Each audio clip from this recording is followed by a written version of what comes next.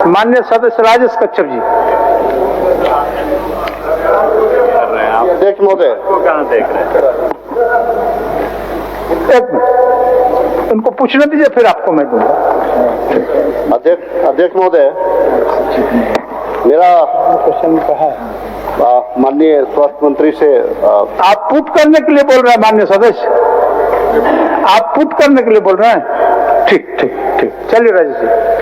तो महोदय, इसमें मेरा सवाल है कि जो कोविड काल में जो CHO होते हैं महोदय, जो कॉन्ट्रैक्ट जॉब वाले सेवक हैं, और पूरे कोविड काल में इनको सरकार ने भी बहुत अपना पीठ थपथपाया। पूरे कोविड काल में अपने जान को जोखिम में डाल करके पूरे राज्यवासियों का इन्होंने सेवा किया महोदय। और कोविड काल से बिफोर ये अपने गृह जिला में थे। जब कोविड काल में चूंकि सरकार को सेवा लेनी थी तो इनको राज्य के विभिन्न जिलों में भेजा गया और उस टाइम तो सेवा दिया, लेकिन आज तक वो जो CHO हैं उसी जिले में है जहां कोविड काल के दरमियान उनको भेजा गया था। और चूंकि ये सैलरी पे नहीं है महोदय, ये मानदेय पे है, ये मानदेय पे बहुत अल्प मानदेय पे ये काम कर रहे हैं और सेवा दे रहे हैं। तो मेरा प्रश्न है ये माननीय मंत्री जी से, क्योंकि बहुत अच्छा निर्णय भी ले रहे हैं, अच्छा काम भी कर रहे हैं, तमाम माननीय सदस्यों को सम्मान भी करते हैं, तो मुझे उम्मीद है कि आपके विभाग का जो मामला है, ये जो गरीब, जो यहाँ के मूलवासी हैं, झारखंडी आदिवासी मूलवासी तमाम लोग हैं, जो गरीब तबके के लोग हैं, वही लोग नर्सिंग करके आपको CHO ज्वाइन किए हैं। मैं आपसे केवल इतना उम्मीद करता हूँ और इतना मांग करता हूँ कि क्या आप उन जो CHO हैं, उन नर्स बहने हैं या भाई हैं, उनको अपने गृह जिला आप वापस करना चाहते हैं? माननीय मंत्री जी। अध्यक्ष महोदय, विधायक राजेश कश्यप जी का जो सवाल आया है वो निश्चित तौर पर झारखंड के आदिवासी और मूलवासी को देखते हुए उन्होंने प्रश्न किया है। लोकल बच्चे जो हैं लोकल स्तर पर ही काम करें, सेवा दें, अच्छा प्रश्न है। मैं इनके सुझाव को मानता हूं महोदय, और जल्द राजेश कश्यप जी को बुलाकर जो भी त्रुटियां हैं मैं उसको दिखवा लूंगा। मैं कहना चाहता हूं कि जब कोविड आया महोदय, कोरोना आया, तो आनंद फानंद में सरकार ने एक बड़ा स्टेप लिया सेवा देने के लिए। तो हमारे जो CHO को बहाल किया गया महोदय, और ऐसा नहीं है महोदय कि हम लोग उसको कम पैसा देते हैं। एक CHO को हम लोग 25,000 रुपया महीना दे रहे हैं महोदय, और साथ ही साथ 15,000 रुपया उनको प्रोत्साहन राशि भी हम लोग दे रहे हैं। तो राशि में कमी नहीं है। हम चाहते हैं कि वो अगर उनको हम लोग डिपोर्ट किए तो वो काम करें, और अगर कोई ऐसा आवेदन आएगा मेरे पास कि सर हम नजदीक जिले में है, तो उनको वहाँ पे प्रस्तावित करेंगे हम, इसमें कोई दिक्कत नहीं है। ठीक है, लेकिन आप राज्यव्यापी अगर बोलते हैं तो ठीक है, हम आपको बुलाकर, हम विभाग में बुलाकर महोदय कोई रास्ता निकालेंगे।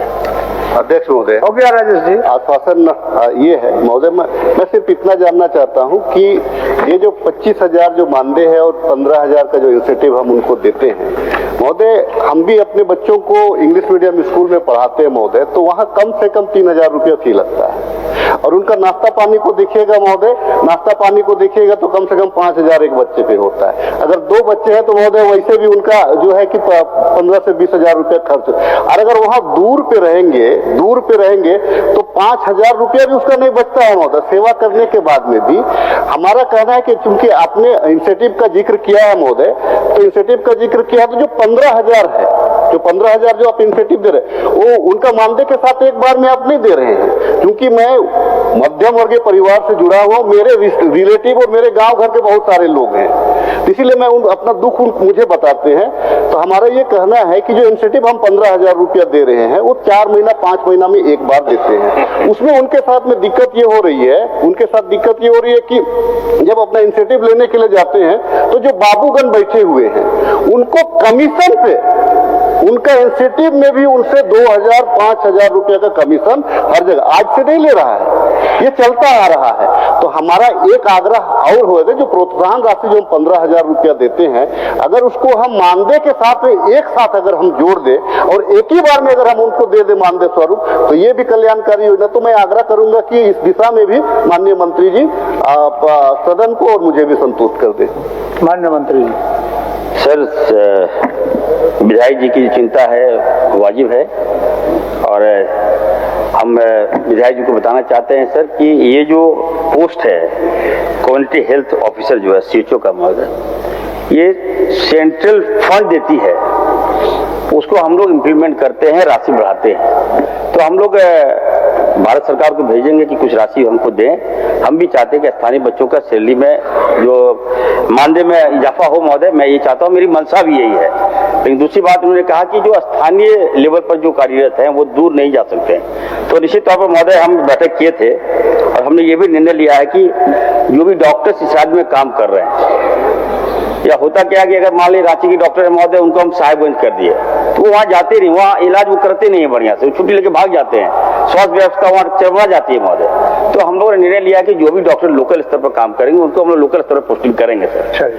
और जो भी सीएचओ अगर चाहते हैं कि लोकल स्तर पर काम करना चाहें तो निश्चित तौर पर हम करेंगे। हमारी भी इच्छा वही है कि वो ईमानदारी से काम करें और लोकल स्तर पर काम करें।